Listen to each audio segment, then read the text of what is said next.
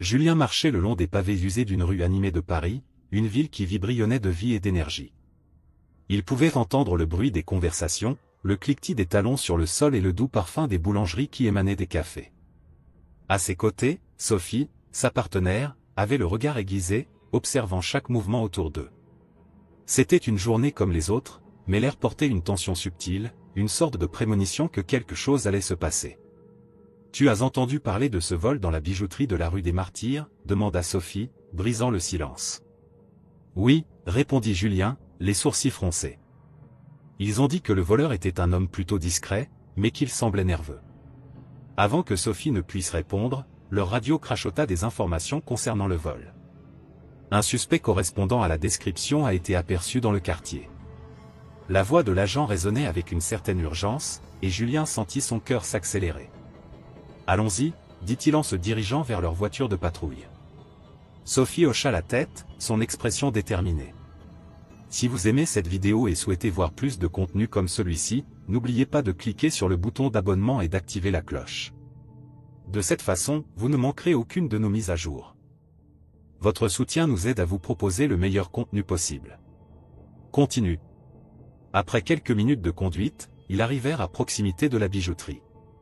La rue était pleine de passants, mais Julien savait que se fondre dans la foule était l'un des meilleurs moyens de repérer un suspect. Ils garèrent la voiture et commencèrent à marcher, scrutant les visages, les gestes, tout ce qui pourrait être un indice. « Là-bas » murmura Sophie, pointant du doigt un homme qui semblait hésiter à traverser la rue. Il avait un regard inquiet, et ses mains jouaient nerveusement avec une petite sacoche qu'il tenait. « C'est lui » déclara Julien, l'adrénaline montant. Ils s'approchèrent de l'homme, qui se tenait maintenant figé, comme s'il avait compris qu'il était observé.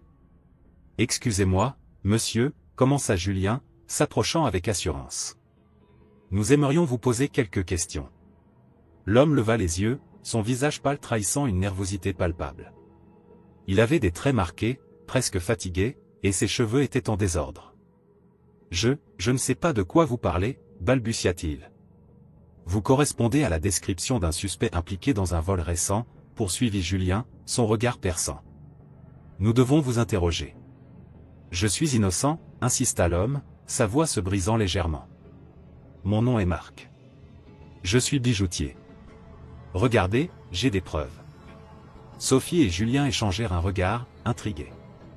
Marc ouvrit sa sacoche et en sortit une carte de visite. Elle était élégante, avec le logo d'une bijouterie bien connue. « Je travaille chez Dupont Bijoux » expliqua-t-il en se redressant légèrement. « J'étais en route pour un rendez-vous avec un client. Vous devez me croire. » Julien plissa les yeux. « Pourquoi seriez-vous dans cette rue, alors que le vol a eu lieu juste à côté ?»« Je faisais une livraison, » répondit Marc, la panique s'installant dans ses yeux. « Je n'ai rien à voir avec ça. Je suis un homme honnête. »« Des hommes honnêtes ne se trouvent pas dans des situations comme celle-ci, » rétorqua Julien, son ton devenant plus ferme. Il n'aimait pas le regard inquiet de Marc, mais il savait que les apparences pouvaient être trompeuses. « Je vous en prie » implora Marc, ses mains tremblant légèrement. « Vérifiez mes informations. Je vous jure que je n'ai rien fait. » Julien, toujours sur ses gardes, décida de fouiller Marc. Il ne pouvait ignorer l'instinct qui lui disait qu'il y avait quelque chose de louche. En fouillant, il découvrit un bracelet délicat, orné de pierres précieuses. Le cœur de Julien se serra à la vue de l'objet. « Où avez-vous eu ça » demanda-t-il, sa voix trahissant une pointe d'agressivité. Marc blêmit. « C'est un bracelet que j'ai acheté pour un client.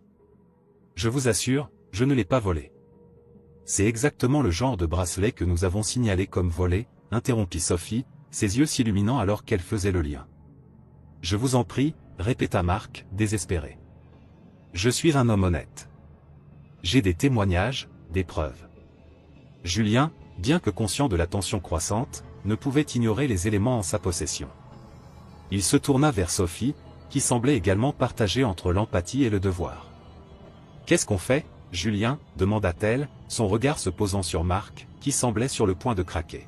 « Nous devons l'emmener au poste » répondit Julien, sa voix ferme. « Il y a trop de coïncidences. » Marc baissa la tête, l'air accablé. « Vous ne comprenez pas » murmura-t-il. « Vous ne savez pas qui je suis. »« Ce n'est pas à nous de le savoir » dit Julien en lui prenant le bras pour l'emmener. Nous allons vérifier vos dires. Alors qu'il marchait, Marc lança un dernier regard désespéré à Julien. Je vous en prie, ne me jugez pas sans connaître mon histoire. Julien, bien que déterminé à faire son devoir, sentit une petite voix en lui qui lui disait que, peut-être, la vérité était plus complexe qu'elle n'en avait l'air. Il n'avait pas encore atteint le poste, mais déjà, la tension montait, tant pour Marc que pour Julien, qui se demandait si, cette fois, il avait fait le bon choix. Avec chaque pas qu'il prenait, la ville continuait de vivre, indifférente au drame qui se jouait dans ses rues. Les passants ne savaient pas que la vie de Marc venait de basculer, et que, pour Julien, une enquête bien plus compliquée commençait à se dessiner à l'horizon. Marc était assis dans la salle d'interrogatoire du poste de police, les mains liées par des menottes qui lui semblaient plus lourdes que jamais. La pièce était austère, peinte d'un blanc clinique qui lui donnait une atmosphère froide et impersonnelle. Il pouvait entendre les bruits de la station, les voix des policiers se mêlant au bourdonnement des téléphones. Julien, le policier qui l'avait arrêté, était assis de l'autre côté de la table, son regard perçant fixé sur lui. « Vous savez pourquoi vous êtes ici, n'est-ce pas » demanda Julien, sa voix fermée, mais avec une pointe de curiosité. « Oui, je le sais. Mais je vous assure que je n'ai rien à voir avec ce vol, » répondit Marc, sa voix tremblante trahissant son anxiété. Il avait l'impression que sa vie entière était en train de se désintégrer autour de lui. Julien se leva, commençant à faire les 100 pas dans la pièce, les mains dans les poches de son uniforme. Il avait des doutes, mais il ne pouvait pas ignorer les preuves qui l'avaient conduit à Marc. Le bracelet retrouvé sur lui était identique à celui qui avait été volé. La question qui le hantait maintenant était de savoir si Marc était véritablement coupable ou simplement au mauvais endroit au mauvais moment. « Vous êtes bijoutier, n'est-ce pas » demanda Julien, s'arrêtant brusquement pour le regarder. « Oui, au centre commercial de la ville. Monsieur Dupont, le propriétaire de la bijouterie, peut en témoigner. J'ai acheté ce bracelet là-bas, je vous le promets. » Marc était désespéré. Il savait qu'il devait convaincre Julien de sa bonne foi, mais il ne savait pas comment. « Pourquoi n'avez-vous pas dit ça tout de suite » interrogea Julien, ses sourcils se fronçant. « J'ai essayé. Mais vous m'avez interrompu. » La frustration de Marc montait. « Je m'inquiète pour ma mère, elle est malade. J'ai besoin de ce travail pour payer ses traitements. » Julien s'arrêta à nouveau, perplexe. L'expression de Marc, mélancolique et sincère, le touchait. Il se souvint de sa propre mère, malade depuis des années. Peut-être qu'il y avait plus dans cette histoire qu'il ne voulait admettre. « Écoutez, Marc, je vais vous donner une chance. Racontez-moi tout ce qui s'est passé. Chaque détail. » Julien s'assit de nouveau, cette fois avec une attitude plus ouverte. Marc prit une profonde inspiration, essayant de calmer son rythme cardiaque. Il se remémora la journée où il avait acheté le bracelet. « J'étais chez Monsieur Dupont, il m'a montré ce bracelet. Je voulais l'acheter pour sa beauté, pour ma mère. Elle adore les bijoux.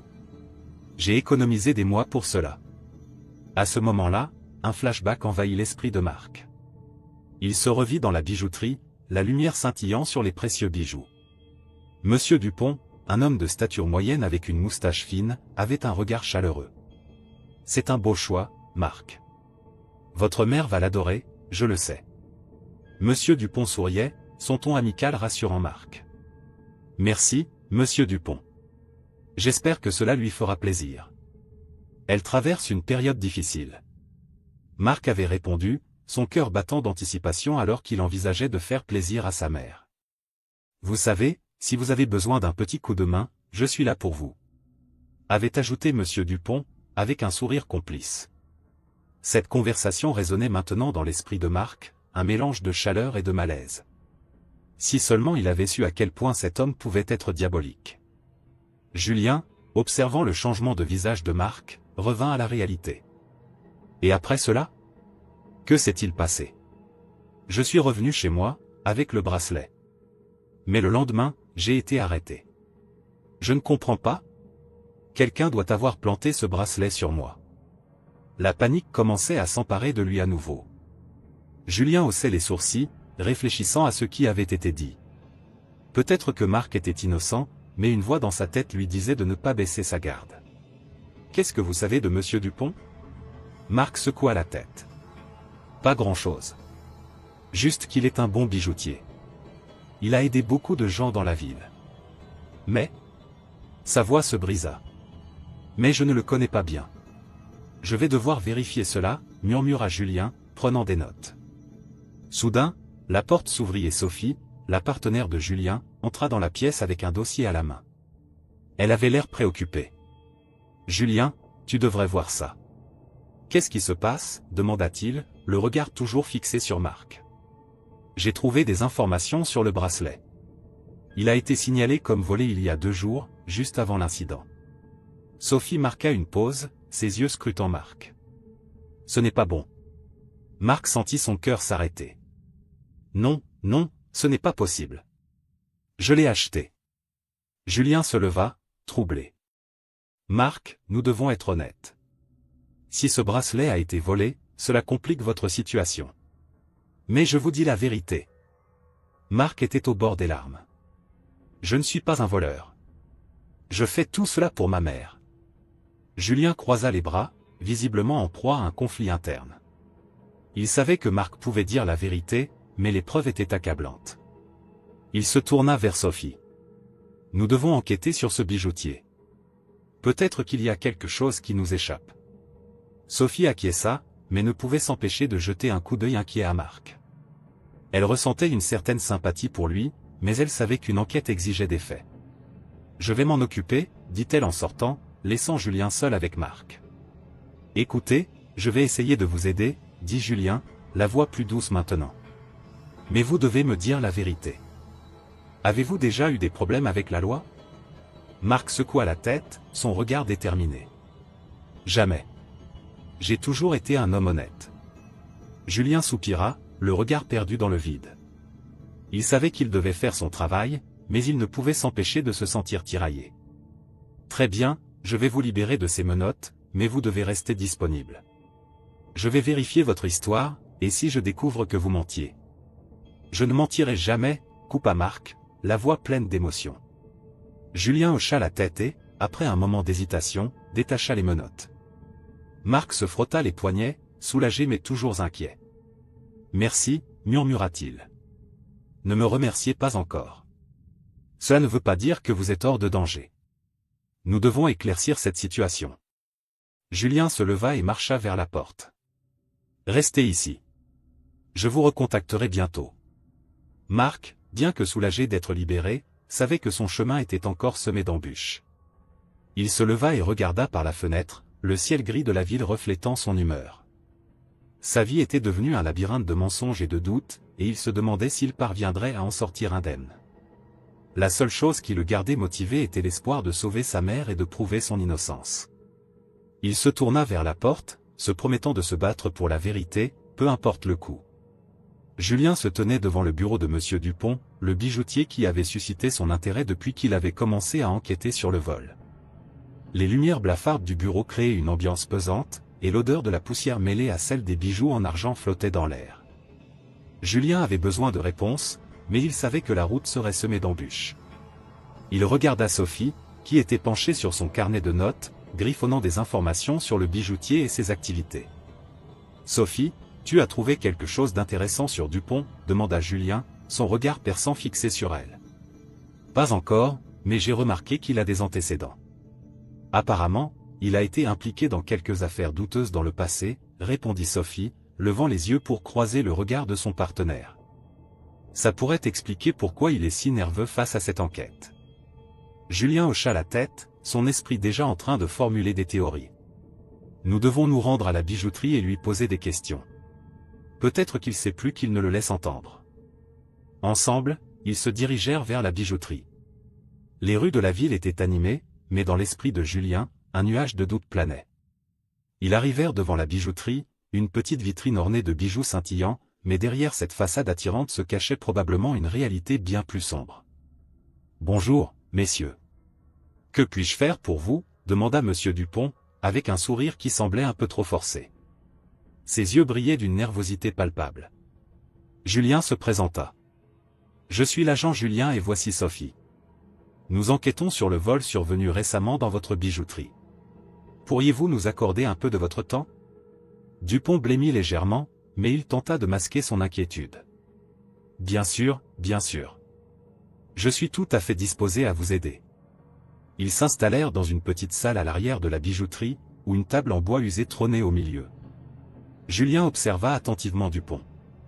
L'homme jouait nerveusement avec ses mains, et son regard fuyait souvent celui de Julien. « Monsieur Dupont, pourriez-vous nous parler de ce qui s'est passé le soir du vol ?» demanda Julien, sa voix ferme mais calme. Dupont prit une profonde inspiration. « Eh bien, j'étais en train de fermer la boutique, comme d'habitude. Il n'y avait personne. Tout semblait normal. Puis, j'ai reçu un appel. »« Un appel ? De qui ?» l'interrompit Sophie, son regard perçant fixé sur lui. « Je ne me souviens plus très bien. C'était un numéro inconnu. Mais c'était urgent, et... » Dupont balbutia, ses mots se mélangeant sous la pression. Julien échangea un regard avec Sophie. « Et ce bracelet, que nous avons trouvé sur Marc, vous en connaissez la provenance ?» Dupont se redressa, son visage se durcissant. « Ce bracelet ? Je ne peux pas en parler sans l'avocat. Je ne suis pas impliqué dans ce vol. » Julien sentit une tension palpable dans l'air. « Pourtant, il semblerait que ce bracelet provienne de votre boutique. Vous n'avez pas de preuves pour prouver votre innocence, n'est-ce pas ? Écoutez, je suis un homme d'affaires honnête. Je n'ai rien à voir avec ce qui s'est passé. Vous devez croire ça. » Dupont s'écria, sa nervosité se transformant en colère. « Nous ne faisons que notre travail, monsieur Dupont. Si vous êtes innocent, alors vous n'avez rien à craindre de nos questions, » répondit Julien d'un ton calme, mais ferme. Il savait qu'il devait le pousser un peu plus. La tension monta encore d'un cran lorsque Julien se leva. « Nous allons devoir continuer à enquêter. Je vous conseille de rester à disposition. » Dupont hocha la tête, mais sa colère se mêlait à une peur palpable. Alors qu'il sortait de la bijouterie, Sophie murmura à Julien. « Je n'aime pas ça. Il cache quelque chose. Je le sens. » « Oui, moi aussi. Nous devons creuser davantage. Peut-être qu'il a des complices, ou qu'il essaie de couvrir quelqu'un. »« Il y a quelque chose de louche, » répondit Julien, son esprit tournant à toute allure. Alors qu'ils marchaient dans la rue, leur téléphone vibra. C'était un appel anonyme. Julien décrocha, s'attendant à entendre une voix familière, mais ce fut un murmure presque inaudible qui l'accueillit. « Agent Julien, attention. Vous êtes en danger. Ne poursuivez pas l'enquête. »« Qui êtes-vous » demanda Julien, la tension montant dans sa voix. La ligne se coupa brusquement, laissant Julien et Sophie dans un silence pesant. « Qu'est-ce que ça veut dire » demanda Sophie, son visage blême. « Je ne sais pas, mais nous ne pouvons pas reculer maintenant. Nous devons continuer à creuser. »« Quelque chose de plus grand se trame ici, » répondit Julien, la détermination dans ses yeux. Alors qu'ils prenaient la décision de poursuivre l'enquête malgré le danger, une ombre passa devant eux. Julien se retourna brusquement et aperçut une silhouette s'éloignant rapidement. « Sophie, suis-moi » cria-t-il, s'élançant à la suite de la silhouette, laissant derrière eux l'écho de leurs pas résonner dans les rues de la ville. Ils coururent à travers les ruelles, leur souffle saccadé, essayant de garder la silhouette à portée de vue. Julien sentait l'adrénaline monter. Qui était cette personne ? Était-elle liée à Dupont ? Ils tournèrent au coin d'une rue et se retrouvèrent face à un vieil entrepôt.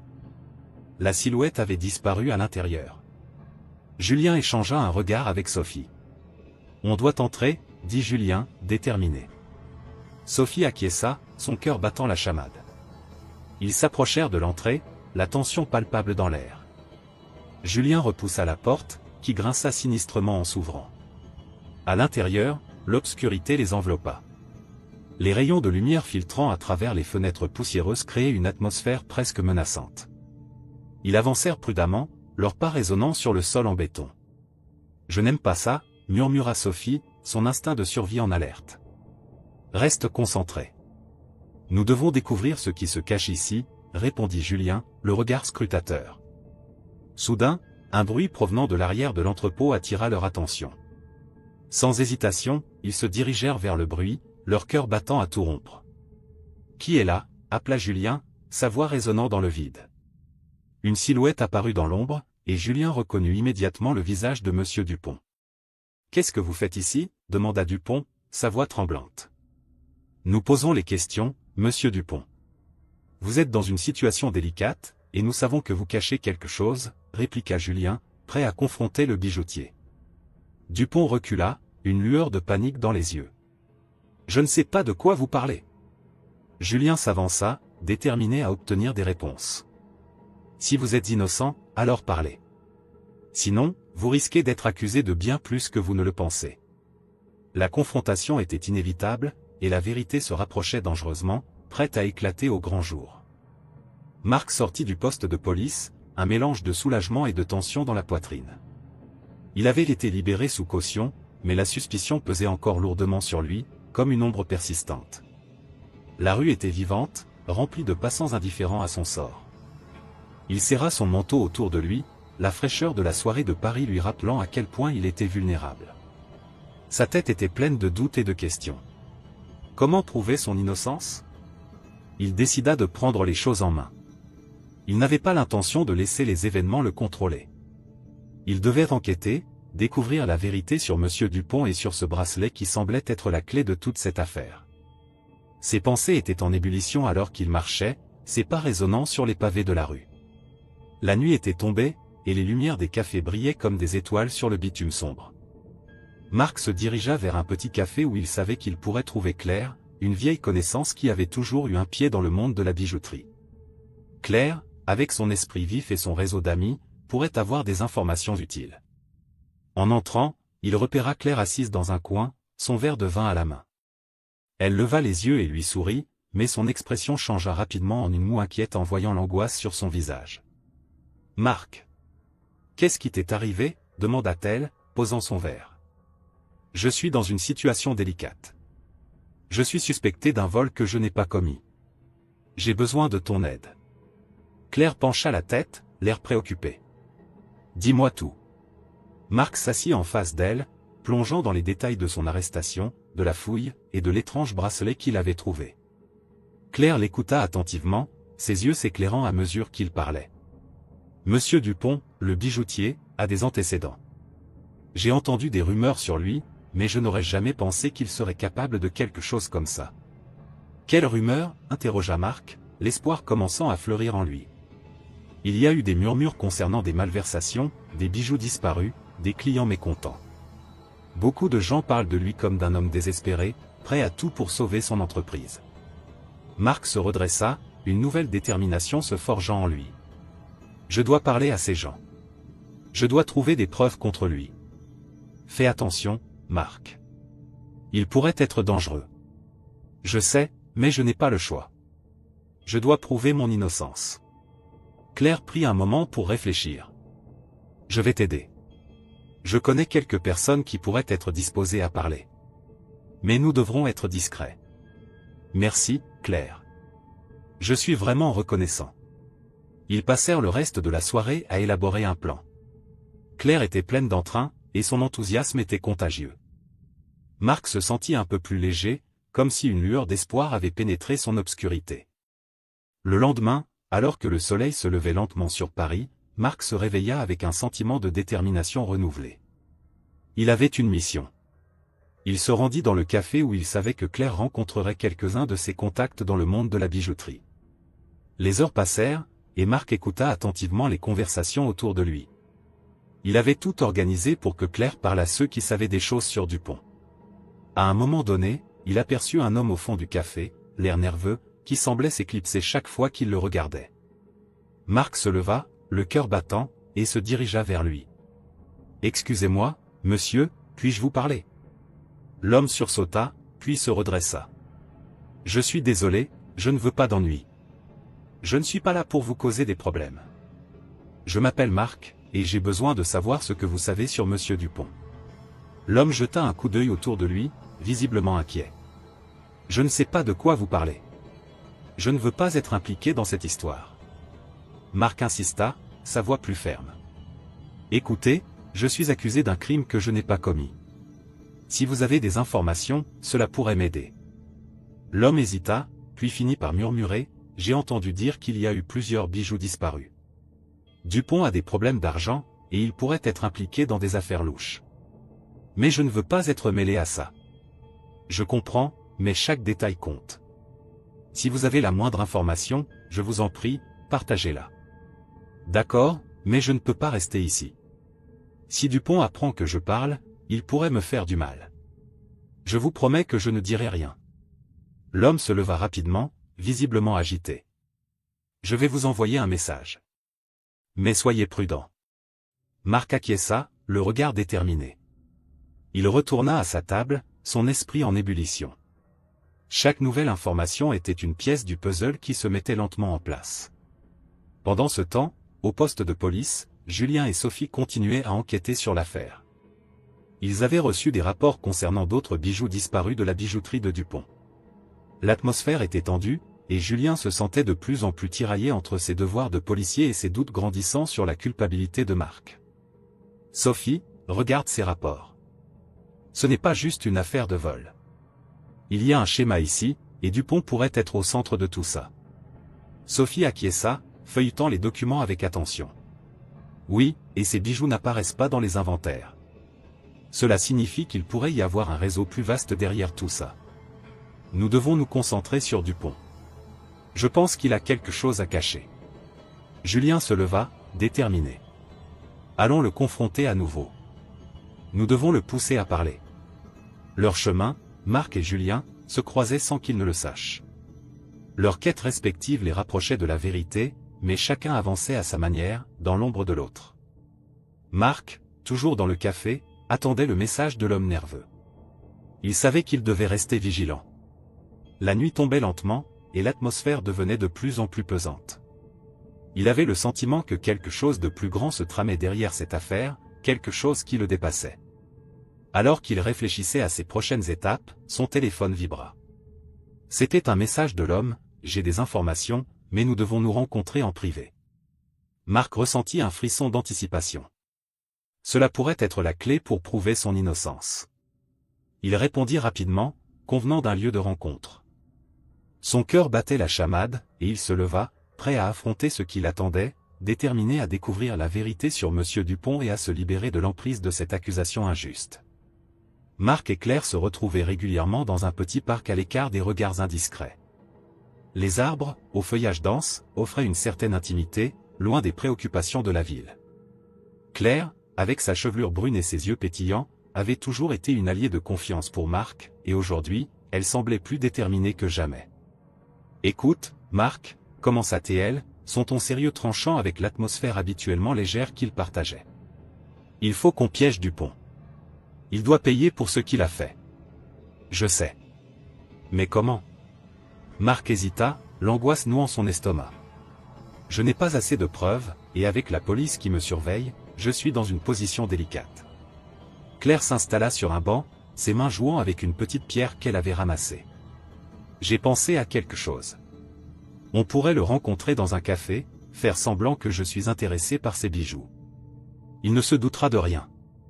Marc plissa les yeux, réfléchissant à la proposition. Tu es sûr de vouloir faire ça ? Ça pourrait être dangereux. Si on ne fait rien, il continuera à sévir. Et puis, je sais comment me défendre. Elle sourit pour le rassurer, mais Marc pouvait sentir l'inquiétude sous-jacente dans sa voix. D'accord, faisons-le. Mais nous devons être prudents, acquiesça Marc finalement. Je vais jouer le rôle de l'acheteur, et toi, tu feras le lien. Le café où ils décidèrent de se rencontrer était un endroit animé, fréquenté par des habitués qui ne se mêlaient que peu des affaires des autres. À l'intérieur, l'odeur du café fraîchement moulu et des pâtisseries encore chaudes embaumaient l'air. Marc et Claire prirent une table près de la fenêtre, leur vue sur l'entrée leur permettant de surveiller l'arrivée de Dupont. « Tu es prêt ? Demanda Claire, scrutant le visage de Marc. Elle pouvait voir la tension dans ses traits, mais aussi une lueur de détermination. « Oui, je le suis. » Marc inspira profondément, essayant de se convaincre que tout allait bien se passer. « Je vais lui faire croire que je suis intéressé par quelques pièces. » Quelques minutes plus tard, Dupont entra dans le café, son air décontracté contrastant avec l'intensité de la situation. Marc sentit son cœur s'emballer. Dupont, vêtu d'un costume sombre, balaya la pièce du regard avant de se diriger vers leur table. « Ah, Marc. Je suis content de te voir. » Dupont affichait un sourire qui ne touchait pas ses yeux.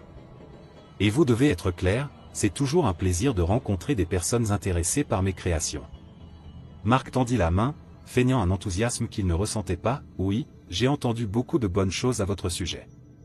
Je suis curieux de voir ce que vous avez en stock. Dupont s'installa à la table, ses gestes fluides et assurés. J'ai quelques pièces magnifiques. Je pense que vous allez être impressionné. Il sortit un petit écrin de sa mallette et l'ouvrit, révélant des bijoux scintillants qui captaient la lumière du café. C'est vraiment beau. Marc feignait un intérêt sincère, mais son esprit était en alerte. Il devait trouver un moyen de le pousser à parler, à se trahir. J'ai toujours cru que la beauté des bijoux racontait une histoire. Chaque pièce a son propre passé, n'est-ce pas? Dupont continua à parler, ses yeux brillant d'un mélange de passion et de vanité. Oui, absolument. Mais je m'interroge sur la provenance de certaines pièces. Marc s'avança, incitant Dupont à en dire plus. Il y a eu des rumeurs sur quelques disparitions récentes. Cela doit être difficile de gérer une bijouterie dans ces conditions. Le visage de Dupont se figea un instant, une ombre de nervosité passant sur ses traits. Oh, vous savez, ces histoires de vol sont souvent exagérées. La concurrence peut être rude, et certains aiment créer des drames pour ternir la réputation des autres. Marc remarqua une étincelle d'inquiétude dans les yeux de Dupont. Il y avait là une opportunité à saisir. Je comprends, mais je ne peux m'empêcher de penser à la sécurité de mes investissements. Dupont, cherchant à reprendre le contrôle de la conversation, sourit et dit, vous n'avez pas à vous inquiéter. Je m'assure que tout est en ordre. Mes clients sont toujours satisfaits. Claire, attentive à chaque mot échangé, tenta d'orienter la discussion. Et que dire des pièces plus anciennes? J'ai entendu dire que vous aviez quelques trésors cachés. Dupont, piqué par la curiosité, se pencha en avant. Ah, des trésors. Vous avez un bon goût, mademoiselle. Mais je ne montre ces pièces qu'à des clients de confiance. Je suis prête à devenir une cliente de confiance, lui lança Claire avec un sourire charmeur, tout en prenant discrètement son téléphone pour enregistrer la conversation. Marc, saisi par l'angoisse et l'excitation, s'efforça de rester concentré. Peut-être que nous pourrions convenir d'un rendez-vous pour discuter plus en détail? Je suis vraiment intéressé. Dupont hocha la tête, son visage se déformant en un sourire calculé. Bien sûr, je serai ravi de vous montrer mes pièces les plus précieuses. Nous pourrions nous retrouver, demain, par exemple? C'est parfait, acquiesça Marc, son cœur battant la chamade. Tandis que Dupont s'apprêtait à se lever, Marc sentit que le moment était venu de pousser un peu plus. Une dernière question, Dupont, si vous permettez. Marc le fixa avec intensité. Que pensez-vous des rumeurs sur des bijoux volés dans votre bijouterie? Dupont, presque imperceptiblement, blêmit. Je vous assure, Marc, ce ne sont que des rumeurs. Je n'ai rien à cacher. Sa voix, bien que calme, trahissait une légère nervosité. Je l'espère pour vous, car... Marc marqua une pause, il serait dommage que votre réputation soit ternie par des actes malveillants. Les deux hommes se regardèrent intensément, et Marc pouvait presque sentir le poids du secret que Dupont portait. Claire, tout en maintenant sa façade, avait enregistré chaque mot, espérant que cela suffirait à faire tomber le bijoutier. Juste à ce moment-là, la porte du café s'ouvrit brusquement, et Julien et Sophie entrèrent, leur présence immédiatement palpable dans l'atmosphère tendue. Marc, conscient de leur arrivée, se tourna vers Claire, son cœur battant la chamade. Il n'avait pas prévu cette intrusion. « Qu'est-ce qu'ils font ici ?» murmura Claire, son regard se posant sur les policiers. Marc ne pouvait répondre, son esprit tournant à toute vitesse. La confrontation imminente avec Dupont était devenue plus complexe que prévu. « Je ne sais pas, mais il faut qu'on reste calme », chuchota Marc, sa main se posant sur le téléphone de Claire. Il devait agir vite, et il avait besoin de son soutien. Dupont, réalisant que la situation lui échappait, se leva brusquement. « Eh bien, je dois y aller. On se revoit demain, Marc. » Son sourire se figea alors qu'il regardait les policiers approcher. « Attendez, Dupont, » dit Julien, sa voix ferme et autoritaire. « Nous avons quelques questions à vous poser. » L'atmosphère s'alourdit, et Marc se tenait là, entre le café plein de secrets et la vérité qui s'apprêtait à éclater. Dupont, acculé contre le mur du café, son regard trahissait une panique palpable. Il savait qu'il avait perdu la bataille, mais il n'était pas prêt à se rendre sans se battre. « Vous ne comprenez pas ?» balbutia-t-il, sa voix tremblante. Tout cela, c'était pour survivre. Je n'avais pas d'autre choix. Julien, toujours sur ses gardes, s'approcha de lui avec détermination. Vous avez volé votre propre bijouterie, Dupont. Vous avez monté tout ce plan pour couvrir vos dettes de jeu. Pourquoi ne pas simplement avoir demandé de l'aide? Dupont secoua la tête, son visage blême. Vous ne savez pas ce que c'est d'être acculé.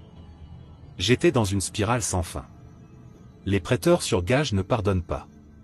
J'avais besoin de cet argent, et j'ai pensé que je pourrais tout récupérer une fois que je serais sorti de cette situation. Sophie, qui avait pris position derrière Dupont, ajouta avec un ton de dédain, en mettant la vie des autres en danger. Vous êtes un lâche, Dupont. Marc, qui observait la scène, se tenait à l'écart, écoutant attentivement. Tout ce qu'il avait traversé, les accusations, la peur d'être incarcéré à tort, lui avait donné une nouvelle force. Il avait prouvé son innocence, mais il savait que la vraie victoire serait de s'assurer que Dupont fasse face à ses crimes. Et maintenant, demanda Marc, s'avançant doucement. Que comptez-vous faire? Fuir à nouveau? Vous n'avez nulle part où aller. La police est déjà sur votre dos. Dupont se tourna vers lui, les yeux brillants de désespoir. Je vais tout dire. Je suis prêt à tout dire sur mes partenaires. Juste, laissez-moi partir, et je vous dirai tout ce que je sais. Julien, perplexe, échangea un regard avec Sophie.